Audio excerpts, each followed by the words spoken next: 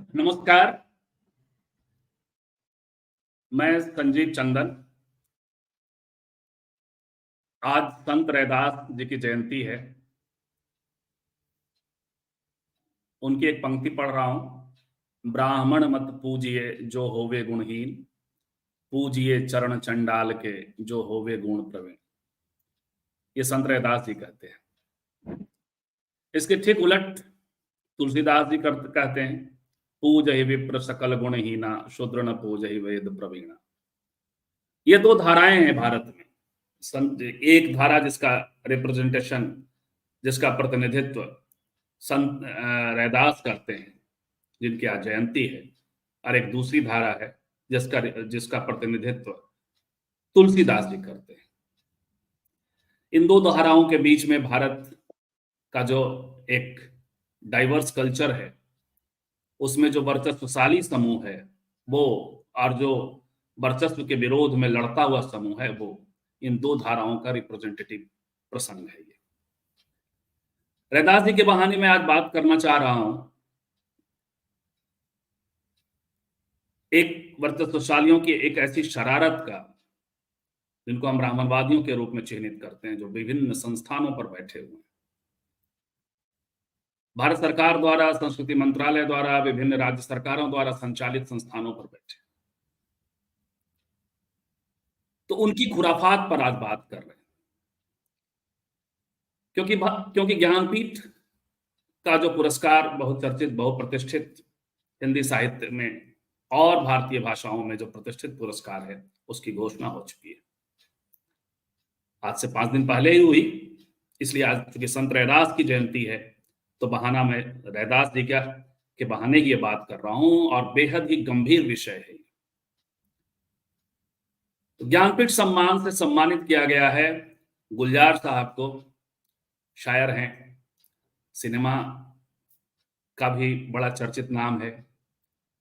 और जो दूसरा सम्मान मिला है, साथ साथ दोनों सम्मानित हुए हैं, एक संस्कृत के लिए, एक हिंदी के लिए, वो है राम भद्राचार्य।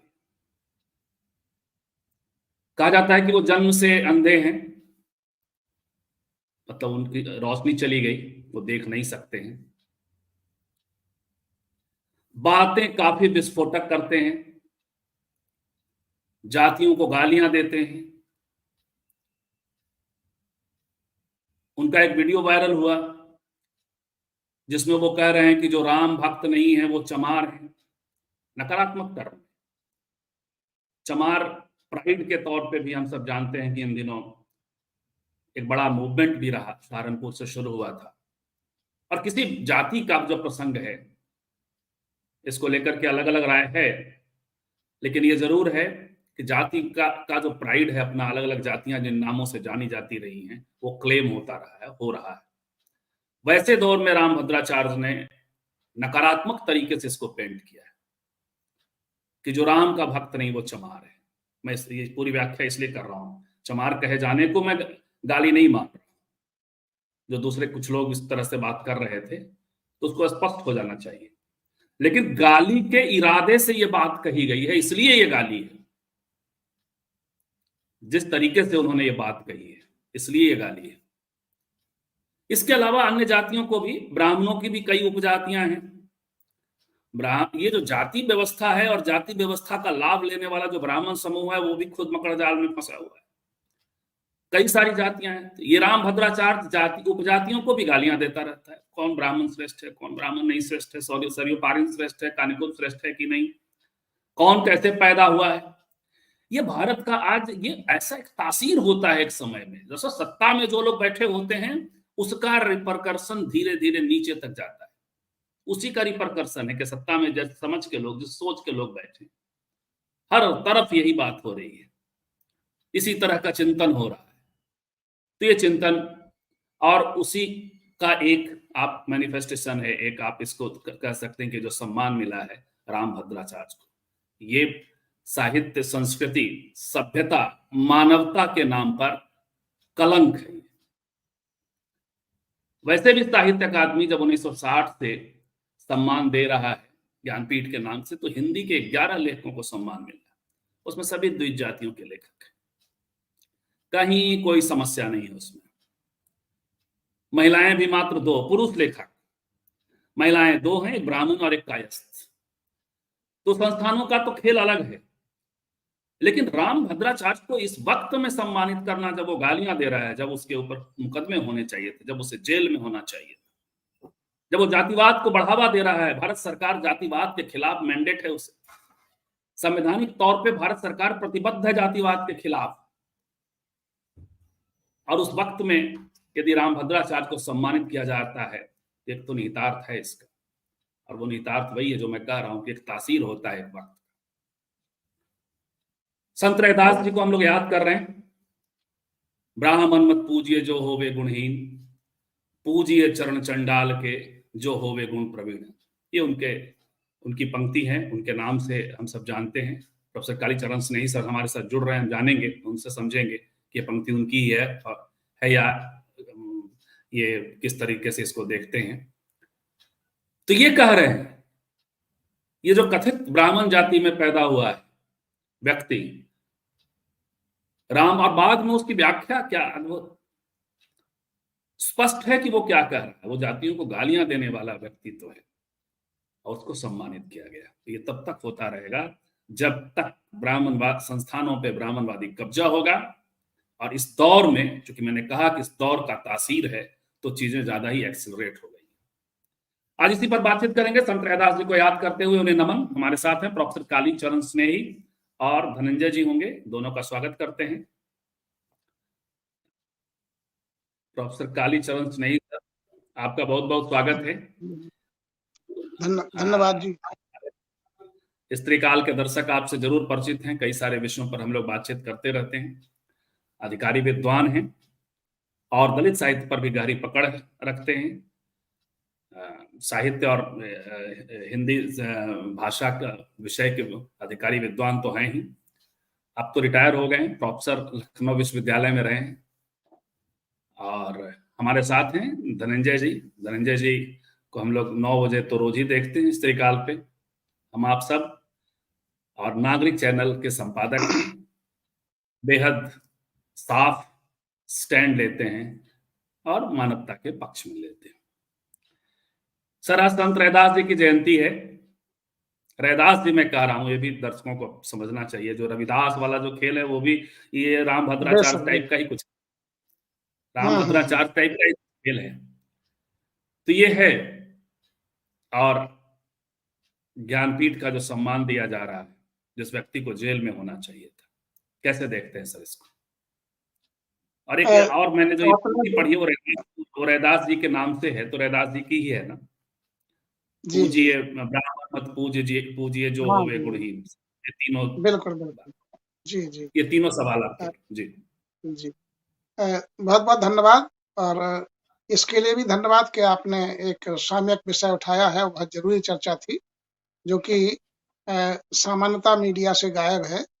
और सबसे पहले गुरु रैदास जी की जयंती पर आपके माध्यम से, चैनल के माध्यम से सभी दर्शकों को मैं शुभकामनाएं, बधाई देता हूं, तथा रैदास जी के चरणों में अपनी श्रद्धा निवेदित करता हूं। देखिए, आपने जो बात उठाई है वो सही है, और आपकी टिप्पणी से मैं सहमत हूं जो आप कह रहे हैं। देखिए, ये राम भद्राचार्य जी को जिस तरह से ज्ञानपीठ दिया गया है और जिस समय दिया गया है, ये समय जो चुना गया है वो राम राज्य की शुरुआत का दौर है।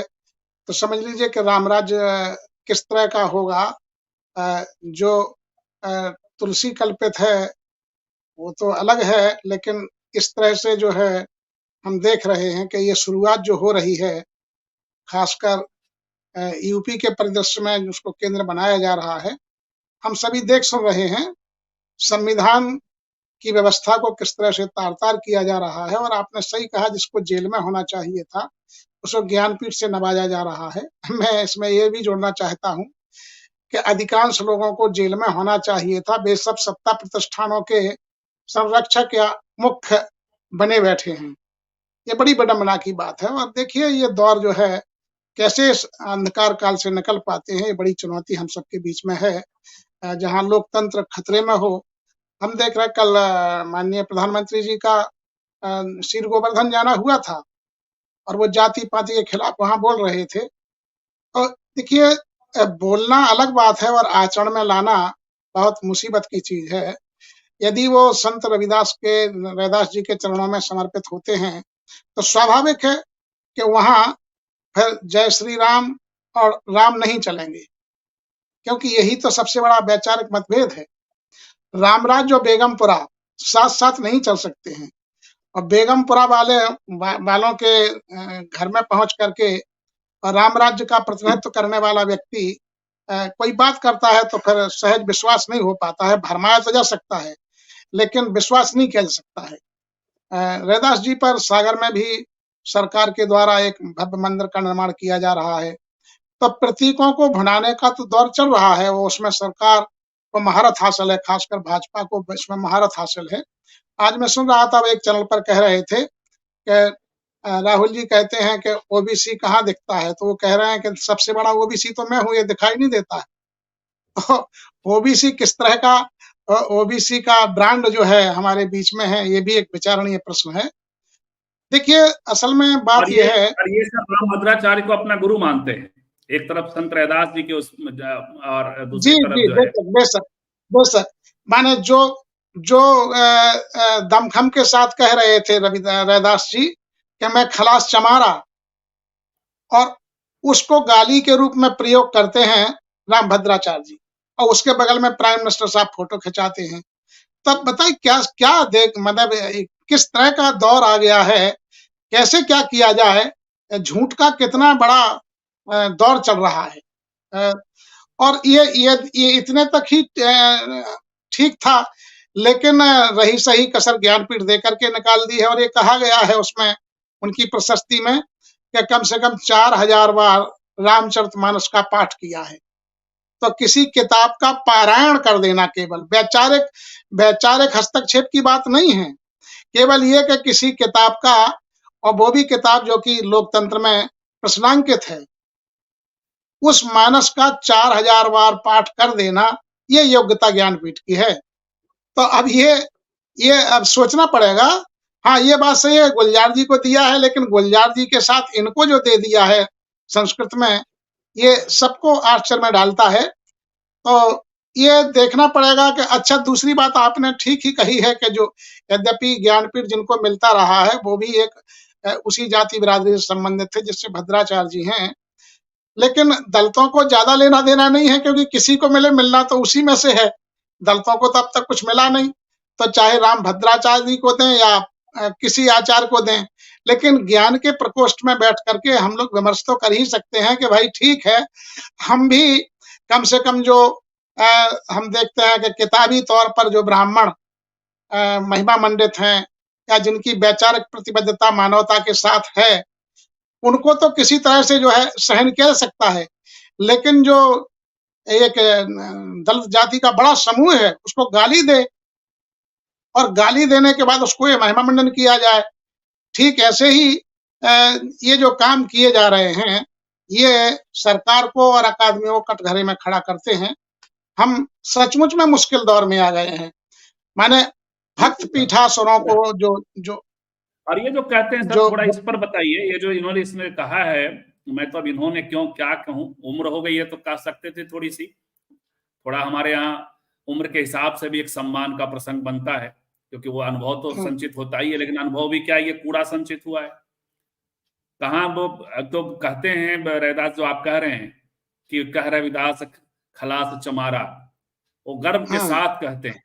और इसने जो कहा कि जो वो राम हकालत के लिए, बिल्कुल वो बिल्कुल हकालत की दृष्टि से कहा है। और राम को जो अब रैदास असल में के जी यद्यपि रैदास जी जिस जाति का प्रतिनिधित्व करते थे, वो चमार ही थी, और जो चमार ही थे, लेकिन उनके जो राम हैं, क्योंकि राम के साथ वो भी जुड़े थे, चूंकि भक्त का एक युग था पूरा का पूरा, तो राम उनके साथ भी थे। तो मैं तो ये कहूंगा कि भाई भद्राचार्य जी और उनके जो शिष्य मंडली है और उनके जो जीवी लोग हैं, वो यदि कबीर के राम से या रैदास जी के राम से जुड़े होते तो शायद इस तरह की वाणी उनके मुख से न निकलती। लेकिन इन्हें तो पढ़ने से गुरेज है। इन्हें ना रविदास जी से मतलब, ना कबीरदास जी से मतलब। इन्हें तो केवल अपने वर्चस्व, जाति का जो स्वाभिमान है, जाति का जो महिमा मंडन है, उससे है। और इससे भी अकड़ देखिए कि आपने ठीक कहा कि अब तो उन्होंने ब्राह्मणों की उपजातियों में भी मतलब ऊंच नीच का भाव ला दिया है। तो ये एक बड़ी विचित्र बात है कि किस तरह से आत्ममुक्ता में भरे हुए हैं और ज्ञान के क्षेत्र में कोई योगदान तो है नहीं। तो ज्ञान के क्षेत्र में रंचित मात्र भी यदि योगदान होता तो ठीक है, किसी भी पीठ के बने रहे तो भाई ठीक है, हम लोग स्वीकार कर लेते। लेकिन ज्ञानपीठ जो संस्था जो दिया गया है, जिस संस्था के द्वारा, वो प्रश्न के घेरे में तो आ ही गई है। और आपने ठीक कहा कि जो है नीचे तक जाता है सत्ता का असर, तब सत्ता का असर दिखने लगा है। सत्ता संस्थानों में उनकी छवि जो है जिस तरह से उभर रही है, जिनको हम नहीं समझते हैं कि लोकतंत्र में इतना स्थापित किया जाए, जो मानवता के खिलाफ हैं, जो संविधान के खिलाफ हैं, जो गरीब और दबों कुचलों के खिलाफ हैं, जो स्त्रियों के खिलाफ हैं, उनको हर जगह वर्चस्व दिया जाए। अभी मैं एक एकेडमिक काम से, पीएचडी के काम से मैं गया था। तो मैंने वहां देखा कि मतलब मैं अब लगभग 68 टॉपिक पीएचडी के डिसाइड हुए हैं। तो उनमें अब दलित का और स्त्री का कोई नाम लेके आ नहीं रहा है। ऐसा माहौल बन गया है। हाँ, ये है कि किन्नर विमर्श, पर्यावरण विमर्श, वृद्ध विमर्श, जो कुछ जबरिया विमर्श चलाए जा रहे हैं, उनको लेकर के स्त्री विमर्श पर भी बहुत कम चर्चा हो रही है, क्योंकि सबसे बड़ी सख्त आपत्ति तो इसी पर है। तो एकेडमिक में भी ये जो एकेडमिक संस्थानों में जिस तरह से वर्चस्व है जिन वर्गों का, और जो कभी मार्क्सवादी थे या मानवतावादी कहे जाते थे, या जो स्पेस रखते थे मानवता के लिए, वो सब भी अब उसी जुगाड़ में है। और कोई विषय में नवीनता नहीं आ रही है। माने एकेडमिक पूरा घेर लिया गया है। सेमिनार देखिए, शिमला में संस्थान में जहां जाना हो रहा है, उच्च संस्थान में, वहां जा रहे हैं कि रामलीला लुप्त होती, रामलीला। माने ये यहाँ तक आ गए, चिंतन का ये स्वरूप हो रहा है। तो जिससे हमें मुक्त होना चाहिए था, उसी में आप पूरी तरह से संलिप्त होते जा रहे हैं। और ये भयावह है। एकेडमिक को कम से कम सरकार छोड़ देती तो कुछ गनीमत थी, लेकिन वो कहाँ छोड़ने वाले, क्योंकि उनके पास तो इस तरह के लोग ही हैं। यदि वो नवाजेंगे तो अपने इसी तरह के लोगों को देंगे, और वही उनका पूरा दिख रहा है चेहरा। और सर, ये जो राम राज का क्या, क्योंकि रविदास जी को समझना, बिल्कुल, वो जो राम नहीं मानेगा वो चमार, कितनी सुंदर परिकल्पना है रैदास की बेगमपुरा को लेकर के। कही रैदास खैलास चमारा, जो हम बेशक बेगमपुरा शहर को नाओ सुमीत हमारा। अब देखिए, साफ तौर पर कह दिया उन्होंने कि जो हम शहरी सुमीत हमारा। अब सत्ता से उनकी मित्रता कैसे बन सकती है? सत्ता कितना भी कुछ कर ले, जिन हाथों में सत्ता है, जिस तरह की मानसिकता के लोग वहां बैठे हुए हैं, उनसे मित्रता या बंधुता नहीं बन सकती है। खूब बनाने की करें, एक तरह से बहुत बेमेल जोड़ी है, तो कोशिश कर रहे हैं, लेकिन वो हो नहीं सकता है। गांधी और गॉडसे एक साथ नहीं चलते हैं। रैदास के राम और तुलसी के राम एक साथ नहीं चल सकते हैं। और भद्राचार्य जी के राम, मतलब जो नहीं भजेगा, अरे भाई, उन्हें ज्ञान होना चाहिए, ज्ञानपीठ पा करके भी ज्ञान होना चाहिए, या उन्हें क्षमा मांग लेनी चाहिए कम से कम के भाई, जो मैंने कहा था वो किसी भावावेश में कहा था। यद्यपि वो भावावेश में नहीं, सुविचारित ही कहा था, वो क्यों कहेंगे? वो कभी नहीं कहने वाले ऐसे। तो ये एक बड़ी विचित्र बात है कि उसने क्षमा वो तो नहीं सुविचारित है, पूरा का पूरा कहा ही। वो तो अहंकार में, जाति अहंकार में डूब करके, बिल्कुल। और तथाकथित जो ज्ञान का जो अहंकार है, वो भी विचित्रता लिए हुए है कि भाई हम बहुत जानकार हैं। अब तुलसी को भी विकृत कर दिया है। तुलसी को जाकर के विस्थापित यहाँ गोंडा में किया जा रहा है, जबकि हम सब बड़े हुए हैं किताबों में पढ़ करके राजापुर को लेकर के। यद्यपि उसमें अभी शोध की आवश्यकता है, लेकिन ऐसे ही लोग हैं जिन्होंने तुलसी को भी कह दिया कि भाई ये रत्नावली इनकी पत्नी नहीं थी, वो तो बिल्कुल ब्रह्मचारी ही थे। तो अब क्या कहेंगे? सब चीजों को बदला जा, इतिहास को ही नहीं पलटा जा रहा है। साहित्य में जो चीजें थी, कुछ मिथ के रूप में और कुछ सचमुच के रूप में, और कुछ अभी छानबीन होना शेष है, उन पर भी मोहर लगाई जा रही है गलत तरीके से। इनका ब्रह्मचर्य भी अपने तरह का है। धनंजय जी, बेशक धनंजय जी, ये मसला है कि जिनको जेल में होना चाहिए था, जो गालियां दे रहे हैं, प्रधानमंत्री उनको अपना गुरु मानते हैं, प्रधानमंत्री की प्रशंसा में रामभद्राचार्य कसीदे काटते हैं, प्रधानमंत्री उनकी प्रशंसा में कसीदे काटते हैं। तो पूरा माहौल ही है। उसी से तो प्रेरित होकर ज्ञानपीठ ने उनको सम्मान दिया होगा। ज्ञानपीठ के लोगों को लगा हुआ कि इससे प्रधानमंत्री जी खुश हो जाएंगे, बेशक थोड़ा रामभद्राचार्य को दे दिया जाए। और सबसे बड़ी बात है कि ये जातियों को लेकर गालियां दे रहा है बंदा, तो इस पर तो कमिटेड स्टेट का कमिटमेंट है कि इसके खिलाफ मुकदमे होने चाहिए थे। धनंजय जी, मोदी जी चाहिए में बिलीव नहीं करते हैं। मोदी जी बिलीव करते हैं कि हम क्या कर रहे हैं। अब चाहिए तो बहुत कुछ चाहिए, लोकतंत्र को रहना चाहिए, 2 करोड़ नौकरी की बात की थी वो मिलना चाहिए, किसानों के लिए दुगनी आय की बात की थी वो मिलना चाहिए, काला धन खत्म होना चाहिए, भ्रष्टाचार खत्म होना चाहिए, सब चाहिए। लेकिन मोदी जी चाहिए में बिलीव नहीं करते। मोदी जी बिलीव करते हैं कि भाई आप हमारे साथ कहाँ खड़े हो, और जो हमारे साथ खड़ा है, जहां से हमको फायदा मिले, हमारे साथ खड़ा भी नहीं है। नागरिक तो उत्तर प्रदेश की ही बात कीजिए या देश की बात कीजिए, तो देश के नागरिक तो 10 साल से उनके साथ खड़े हैं। दोनों चुनावों में नागरिक यहाँ देश के बहुसंख्य नागरिक उनके साथ खड़े हो गए, तभी तो उनकी दोनों बार सत्ता आई। लेकिन नागरिकों को उन्होंने क्या दिया, सवाल ये खड़ा होता है। वो खुद अपनी उपलब्धि क्या बताते हैं? उपलब्धि बताते हैं कि मैंने 370 दिया, खत्म कर दिया, राम मंदिर बना दिया। उसके बाद क्या बोलते हैं? तो राम मंदिर बना दिया और 370 खत्म कर दिया, उससे आम नागरिकों को क्या मिला? तो अब वो जो है धर्म का पांव पकड़ करके, क्योंकि वो जानते हैं कि यही एक जो पाखंड ही है जो उनको बचा सकता है। और पाखंड करने में कितने मास्टर हैं ये तो किसी से छुपा नहीं है। ढेर सारी कहानियां हैं पाखंड की उनकी। और जब संत रैदास जिसको आप कह रहे हैं, संत रैदास तो जाति पाति की बात ही नहीं करते थे। वो तो कहते थे हरि को भजे सो हरि का होई। तो हरि को भजे जो हरि का होई, तो हरि के तो वो कहाँ वो कह रहे हैं? जो रामभद्राचार्य वो तो कह रहे हैं कि जो राम को भजेगा वो ब्राह्मण होगा, वो मनुष्य होगा, जो राम को नहीं भजेगा वो चमार हो जाएगा। तो रैदास को तो गाली दी उन्होंने। मैं तो जब मोदी जी को कोई मोदी जी के बारे में बोलता है तो कहते हैं जाति को गाली दी, तो जब चमार को कहा तो रैदास जी को भी गाली पड़ी होगी। बेशक बेशक। लेकिन अभी कल ही जो है बनारस में गए थे, रैदास जी के जन्म के अवसर पर, जन्म शताब्दी, हालांकि 600 से ज्यादा साल हो गए उस पर जो गए थे, तो उसमें उन्होंने क्या कहा, क्या प्रतिमा का मूर्ति का अनावरण भी किया। भारी संख्या में लोग भी आए थे उस समाज के, और सबने खड़े होकर के स्त्री पुरुष ने तालियां बजाई। तो उनको तो एड्रेस कर दिया वो कह के, आप जो सवाल उठा रहे हैं वो सवाल चैतन्य लोगों के सामने सवाल है, जिनके सामने चेतना है, जिनके सामने विवेक है। मैं नहीं मानता हूं कि रैदास जी के मंदिर की जरूरत है उस समाज को। मंदिर से तो चिढ़ना चाहिए उस समाज को, क्योंकि मंदिरों ने तो सत्यानाश किया उस समाज का। लेकिन आप संत रविदास का मंदिर अगर कोई बना रहा तो बहुत प्रसन्न हो जाते हैं, तो फिर चिंता खड़ी हो जाती है। और चिंता इसलिए खड़ी हो जाती है कि इस समाज को, जो दलित वंचित समाज है उसको मंदिर की जरूरत नहीं है, उसको जरूरत है शिक्षा के मंदिर की। शिक्षा के मंदिर की भी नहीं बोलूंगा, स्कूल की जरूरत है। जब शिक्षा के मंदिर की जब बात करते हैं तो फिर सरस्वती की पूजा करने लगते हैं, फिर सावित्रीबाई फूले की जब पूजा होने लगती है, सावित्रीबाई फूले के जन्मदिन पर आप उनको भी याद कीजिए, उस टीचर को 700 किलोमीटर दूर भेज दिया गया।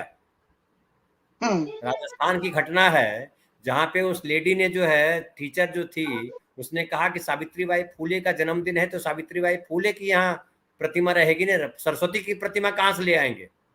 तो कहा नहीं लाना पड़ेगा, और उस टीचर का ट्रांसफर कर दिया गया बहुत दूर, अपने जहां इलाके में काम कर रही थी।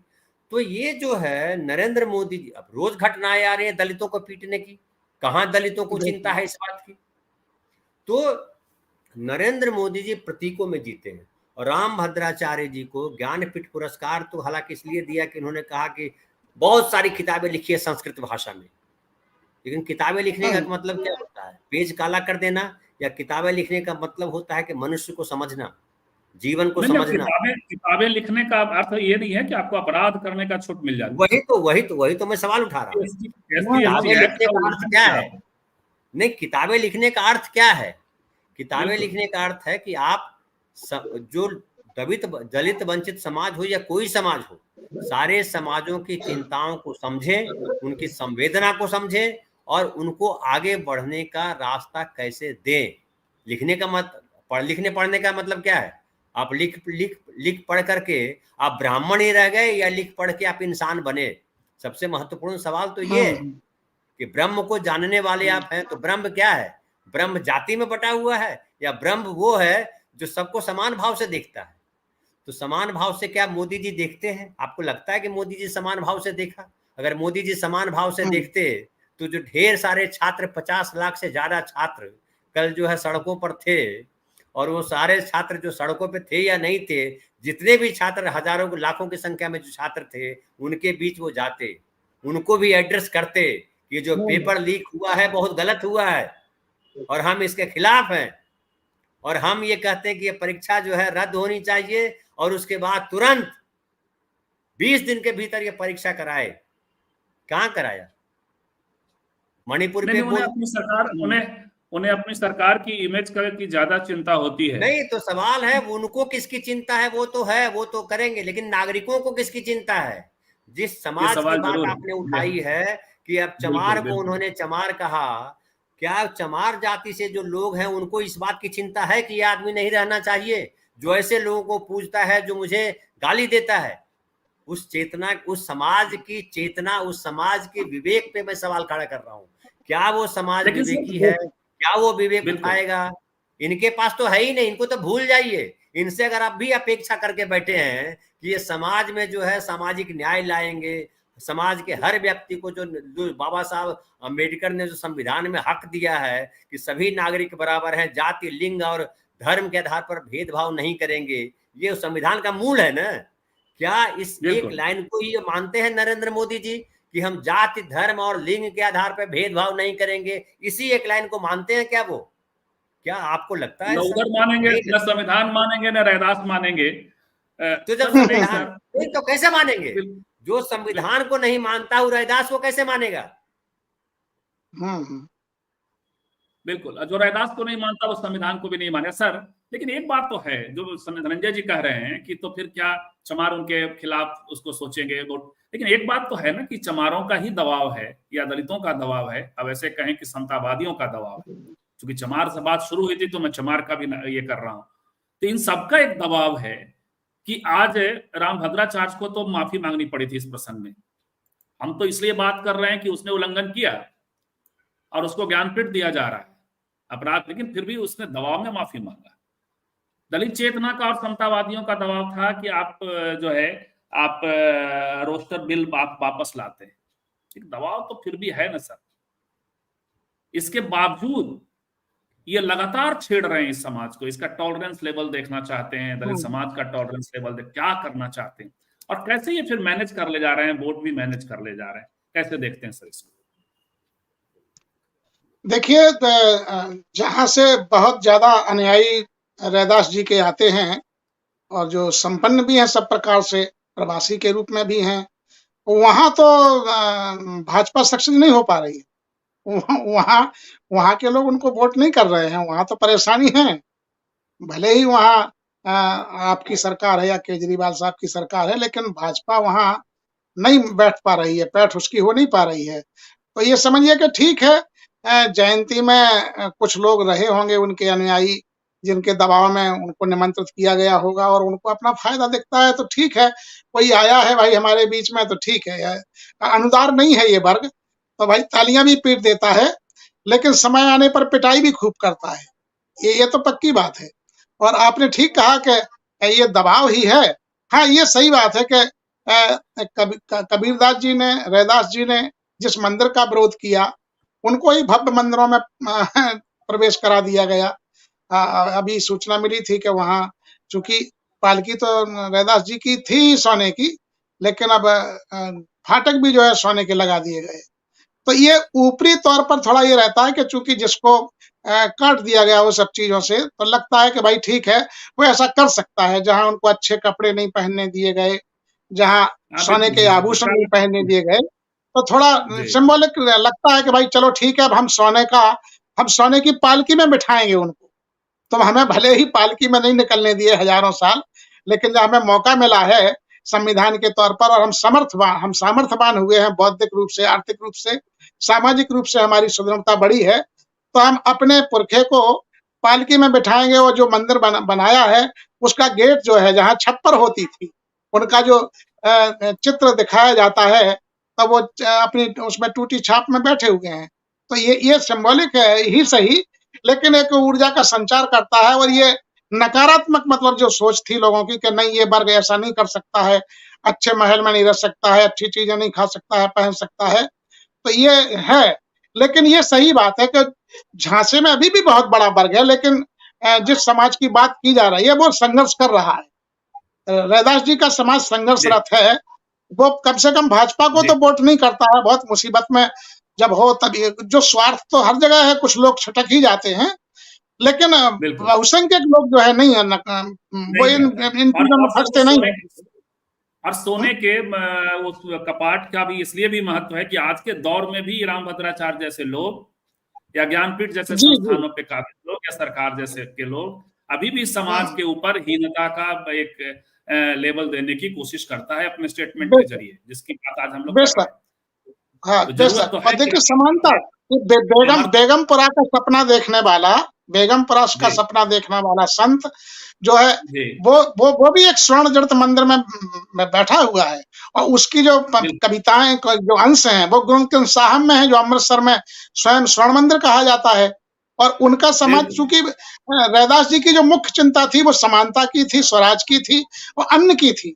तो मैं समझता हूं कि सचमुच में सिख समुदाय ने इस चीज को बहुत बखूबी समझा है, इसलिए लंगर की व्यवस्था है वहां। सब आइए, सब खाइए और सब एक साथ रहिएगा। बिल्कुल, और इसीलिए गुरुवाणी में रैदास जी और कबीरदास जी की पंक्तियां तो शामिल हैं, तुलसीदास की नहीं शामिल। बिल्कुल शामिल है, नहीं है। गुरु ग्रंथ साहिब जी जी। तो धनंजय जी सर कह रहे हैं कि ये ऐसा नहीं है जो आप कह रहे हैं कि ये समाज असर्ट नहीं कर रहा है, ये समाज वोट के जरिए भी असर्ट कर रहा है। और कम से कम भारतीय जनता पार्टी और इनके जो है वो बहुत इस तरह के भुलावे में बहकावे में नहीं आता। तालियां बजा लेना एक अलग बात है, लेकिन जो सबसे बड़ा सवाल है धनंजय जी की, ये जो समाज है, जिस नागरिक समाज की आप बात करते हैं, उस नागरिक समाज का रिप्रेजेंटेशन, एक रिप्रेजेंटेटिव इंस्टीट्यूशंस होते हैं, ये सब अकादमियां होती हैं, जिसमें ये ज्ञानपीठ है, साहित्य अकादमी है, जो तमाम तरह के जो यूनिवर्सिटीज हैं, शोध संस्थान हैं, ये सब। लेकिन वहां खास करके ये जो वर्चस्वशाली जमातें हैं वो वहां खड़ी है। और वो फिर यदि आप ब्राह्मणवाद को सपोर्ट करते हैं तो आप जो है निश्चित तौर पे भारतीय जनता पार्टी और राष्ट्रीय स्वयंसेवक संघ के विचार को भी सपोर्ट करते हैं। तो ये वहां की स्थिति ज्यादा जी। तो आप जिन नागरिकों को संबोधित होते हैं, क्या ये वो नागरिक नहीं है? बेचारे सामान्य नागरिक जो 5 किलो का चावल लेकर के का पैकेट लेकर के मोदी जी को लेते हैं, वो उनसे दूसरे तरीके से संवाद करना पड़ेगा और इनसे दूसरे तरीके से करना पड़ेगा। धनंजय जी देखिए, संवाद तो जिस तरह से चाहे कर ले, लेकिन सवाल उठता है कि जिनकी आप बात कर रहे हैं, क्या वो खुद से संवाद कर रहे हैं? वो तो दूसरे से संवाद करने की बात। सवाल और है आपसे, पंकज वर्मा ने पूछा है कि धनंजय जी, मोदी जी इतिहास में किन उपलब्धियों के लिए जाने जाएंगे? तो ये हमारी बात, हमारे सवाल पे आप अपनी टिप्पणी करके आप वो बताइएगा। नहीं, वो उसमें आ जाएगा। मैं ये सवाल कर रहा हूं कि संवाद तो बिल्कुल होना चाहिए। लोकतंत्र की बात करिए या मनुष्य होने की बात कीजिए। हमारे अगर हम धर्म की ही बात करते हैं, चलिए हटाइए, पंचतंत्र जो है वो क्या है? उसमें तो जानवरों से संवाद किया जा रहा है, तरह तरह के पशुओं से संवाद किया गया है। जगदीश चंद्र बसु ने क्या कहा था? साइंस, आप जीव विज्ञान, वनस्पति विज्ञान अगर देखते हैं कि पौधे में भी जान है, उन्होंने कहा था ना। और ये प्रमाणित है कि अगर पौधों से अगर आप बात करते हैं तो उसका विकास बड़ा तेजी से होता है। फूलों से बात करते हैं तो जब कण कण में, अब उन्हीं के धर्म के ही, हालांकि धर्म पर्व को मानते नहीं है, लेकिन धर्म के ही अगर उदाहरण से लें तो जब कण कण में भगवान विराजमान है तो हर कण से बात कीजिए, संवाद तो करिए ना आप। लेकिन ये संवाद ही तो नहीं करते हैं, एक तरफा है। ये कह रहे हैं कि मैं प्रवचन दूंगा और आप सुनो। मोदी जी भी वही करते हैं, रामभद्राचार्य भी वही करते हैं, वो प्रवचन देते हैं।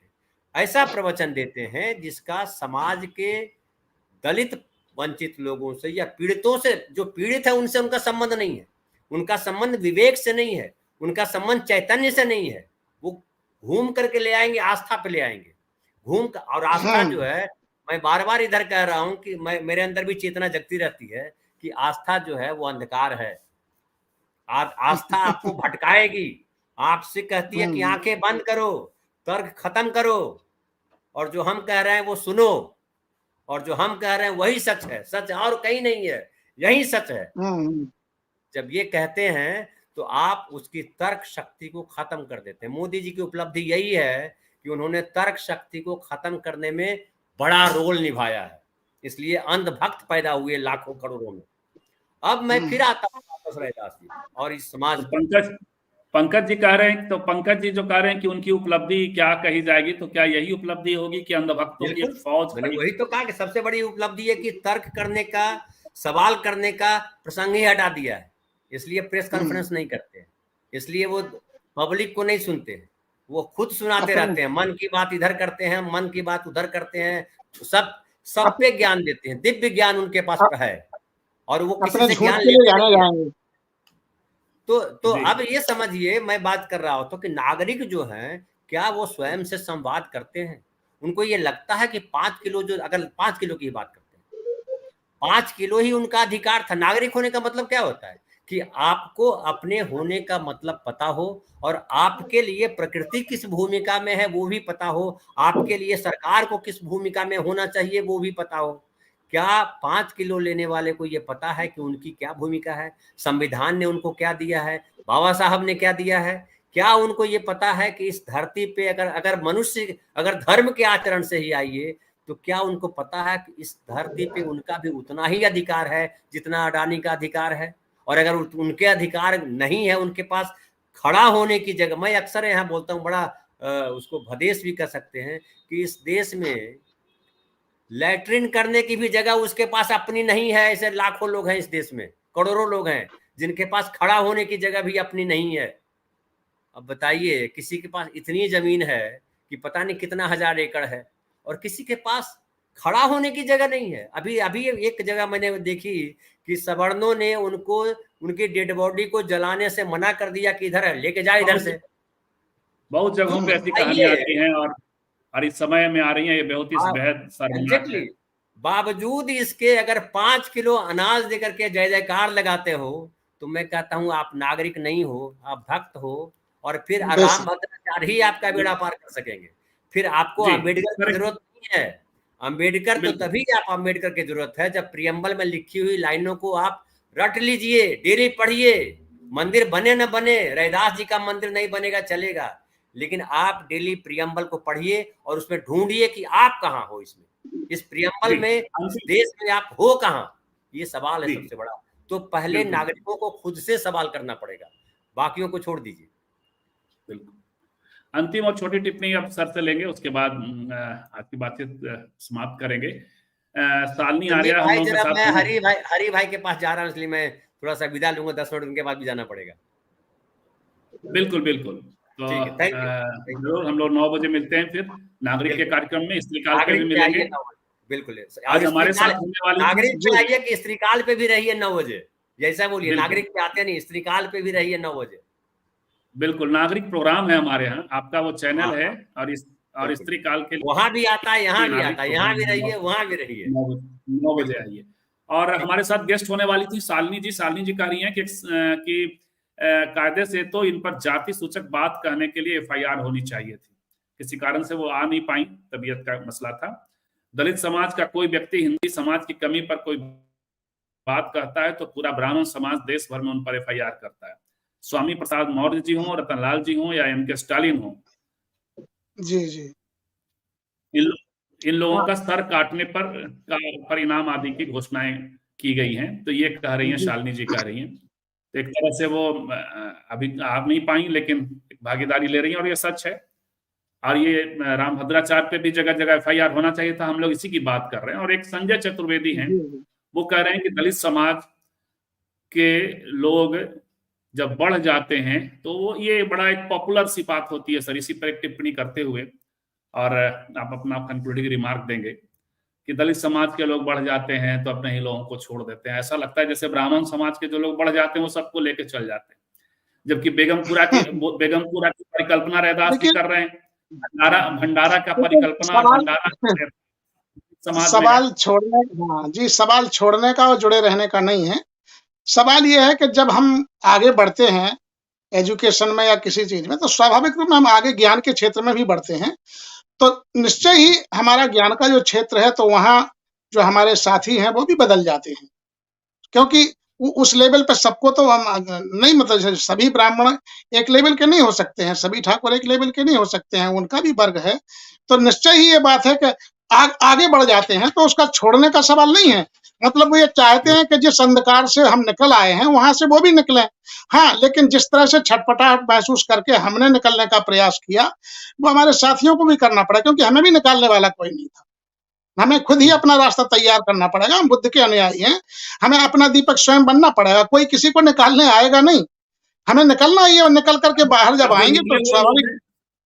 सर, जो जी? निकले हुए लोग हैं वो प्रेरणा की तरह काम करते हैं, प्रेशर समूह बेशक, की तरह बेशक। काम करते नहीं, हैं। नहीं, निकल करके भी अब आखिरकार हम बात तो करते हैं अपने ही लोगों की। निकलने का मतलब ये होता है कि हम प्रोफेसर बन करके और ब्राह्मणों की जय जयकार करते, या जो मानवता विरोधी उनकी जय जयकार करते, तब तो ये मानना चाहिए हम आखिरकार जुड़े तो अपने ही संवर्ग से हैं। अपनी ही चेतना, अपने ही लोगों को सुधारने की बात करते हैं, उन्हीं को हम मोटिवेट करते हैं, उन्हीं के हम काम आप ही करते हैं। लोग थे जिन लोगों ने इनको रोस्टर पीछे वापस लेने के लिए मजबूर किया, या जो बेशक वो शिक्षित लोग ही थे, समाज का दबाव। वो शिक्षित लोग ही थे, वो शिक्षित लोग ही थे जिन्होंने ये सब काम किया। मानवर कांसीराम साहब का आंदोलन भी शिक्षित लोगों ने ही चलाया, जो रिटायर थे, जो कर्मचारी थे, उन्होंने वो मूवमेंट चलाया है। तो ये बात नहीं है, ये है। हाँ, ये मैं जरूर कहूंगा कि निश्चय ही ये दौर बहुत खतरनाक है, इसमें हमें संजीदा होने की आवश्यकता है। हाँ, ये सही है कि इन्होंने लाभार्थियों का एक बड़ा समूह, देखिए किसी भी लोकतंत्र में 80 करोड़ लोग, माने 140 करोड़ के देश में 80 करोड़ लोगों को भूखा रखा जाए, तो अब इसमें सवाल इसका 5 किलो आटे का नहीं है। सवाल ये है कि क्या भूखा व्यक्ति नागरिक कहा जा सकता है? नागरिक तो हम उसको कह सकते हैं जो सारे नागरिक अधिकारों से संपन्न हो, लेकिन जिसको आपने नागरिक बनने की कोटि से ही हटा दिया है, वो तो केवल तुम्हारा आश्रित बन गया है, प्रजा बन गया है। लोकतंत्र में वो प्रजा बना करके रखा है, उसको आप देंगे वही। लेकिन जैसे ही व्यक्ति खुद कमाने खाने लगता है, तो निश्चय ही फिर वो सोचता है। अब मैं जो है नहीं सोच सकता हूं कि मुझे कुछ दिया जाए, क्योंकि मैं उस कैटेगरी से निकल आया हूं। तो निश्चय ही ये बड़ा है सरकारों का कि वो जाकर के मुफ्तखोर, मतलब हमारे लोग मुफ्त वाले नहीं हैं। अब जो रैदास के जो समाज है, जो दलित समाज है, जो सर्वहारा समाज है, वो सीधा सीधा श्रम से जुड़ा हुआ है। हमारे कबीर साहब, हमारे रैदास जी सब श्रम करते थे, परिवार चलाते थे, परिवार में उनका अपना व्यवसाय था, उसको छोड़ा नहीं है। तो हम लोग चाहते हैं कि हमको वातावरण दो, माहौल दो, हम अपना कमाएंगे खाएंगे, लेकिन वो भी नहीं देने को तैयार हैं। ये मार भगाने का माहौल है हर जगह। अभी जबलपुर का मैं देख रहा था, वहां बांसफोर समाज के लोगों को किस तरह से पीड़ा गया। छोटे छोटे बच्चों को उन्होंने जब पानी पी लिया एक कुएं से, वहां सवर्ण जो सरेआम पीट रहा है। तो ये बड़ी विचित्र बात है। सरकार को तो आसान है। और देखिए सबसे बड़ी बात यह है कि जो 400 के पार का जो ताल ठोकी जा रही है, उसमें ईवीएम का हाथ है। राहुल जी को चाहिए, कांग्रेस को चाहिए, विपक्षियों को चाहिए कि ईवीएम के रहते जो है आप सक्सेस नहीं हो सकते हैं। कमियां हैं, मैं ये मानता हूं, लेकिन ईवीएम बहुत बड़ा सहारा है। देखिए जिस तरह से मेयर के चुनाव में चंडीगढ़ में जो खेल किया गया है, यदि आप इतने शक्तिशाली हैं तो मेयर के चुनाव में घपले करने की क्या आवश्यकता थी? तो स्वाभाविक रूप में ईवीएम पर जब तक चोट नहीं, ईवीएम को नहीं हटाया जाएगा, क्योंकि तोते की जान इसी में है, तभी तो ये कर देते हैं। मध्य प्रदेश में देखिए, छत्तीसगढ़ में माहौल किस तरह का था कांग्रेस का। खुद यहाँ पर अखिलेश जी का उस समय माहौल बना हुआ था विधानसभा में, तेजस्वी का माहौल बिहार में बना हुआ था, कहाँ चला जाता है? तो सबसे बड़ा तो मैं ये कहता हूं कि यहाँ जो ईवीएम जब तक रहेगी, वो उसको हटाए बिना इनका 400 का आंकड़े वाला चलता रहेगा। तो राहुल जी को अपनी न्याय यात्रा में न्याय तो तब मिलेगा जब सही आज जिसको मत पड़ रहा है उसको जाए। तो राहुल जी को सुधार करना चाहिए कि जो शेष दिन बचे हैं अब वो इसी में लगाए। और सुप्रीम कोर्ट के जो हमारे सम्मानित वकील जो आंदोलन कर रहे हैं, उनको उन्हें देना चाहिए। और किसानों को देखिए कैसे मारपीट करके बोरों में भर करके फेंका गया है, गाड़ियों में आग लगाई गई है, किस तरह से किया जा रहा है। तो सरकार की गारंटी ये दिख रही है, सरकार की गारंटी रोजगार की नहीं है। तो ये तमाम चीजें हैं। तो स्वाभाविक रूप में झूठ की जो है, झूठ की हार कैसे हो, ये हमें देखना पड़ेगा। बिल्कुल सर। तो इस पर हम और भी बात करेंगे, लेकिन एक प्रसंग तो बेहद स्पष्ट है कि एक रैदास जी या जो समाज है, जो दलित समाज है, जो चमारों का समाज है, वो क्लेम करता है कि रैदास खलास चमारा जो है अपने अस्मिता यस का, अपने अस्तित्व का, अपने अधिकार का, अपने होने का, अपने बोध का, अपने समाज का स्वीकार है गर्व के साथ। ये गर्व का प्रसंग है। और राम भद्राचार्य जैसा व्यक्ति, जिसके लिए तुलसीदास हैं, जो तुलसीदास कहते हैं कि वो पूज्य विप्रशील गुणहीना, जबकि दूसरी तरफ रैदास हैं जो कहते हैं कि अनपढ़ ब्राह्मणों की कतई पूजा मत। जी तो जिसे न इक्वालिटी का पता, जिसे न समता का पता, न जिसे लोकतांत्रिक मूल्यों का पता, किस दिशा में देश जा रहा है, किस दिशा में विश्व जा रहा है, इसका नहीं पता, वैसे अनपढ़ ब्राह्मण को ज्ञानपीठ मिला है। ऐसे लोग चूंकि ऐसे संस्थानों पर काबिज हैं, तो उन्हें कोई चिंता नहीं होती, इस पर कोई बड़ा नागरिक बहिष्कार नहीं होता। मजाक उड़ाया जा रहा है रामभद्राचार्य का, लेकिन इसमें ये जाति प्रसंग पे बात नहीं हो रही है, उसे जेल भेजे जाने को लेकर के बात नहीं हो रही है। तो रामभद्राचार्य जी, अब मैं जी इसमें लगा ज्ञानपीठ देता हूं, उस समय पुरस्कार पाने वाले पुरस्कार वापसी नहीं करेंगे यार। नहीं करते वो। तो रामभद्राचार्य जी जरा सीखिए, जरा देखिए कि रैदास क्या कह रहे हैं। कह रैदास खलास चमारा, जिसके लिए आप कह रहे हैं कि राम भक्त नहीं, वो चमार है। तो अच्छी बात है, हम सब चमार हैं, क्योंकि हम भी राम भक्त नहीं हैं।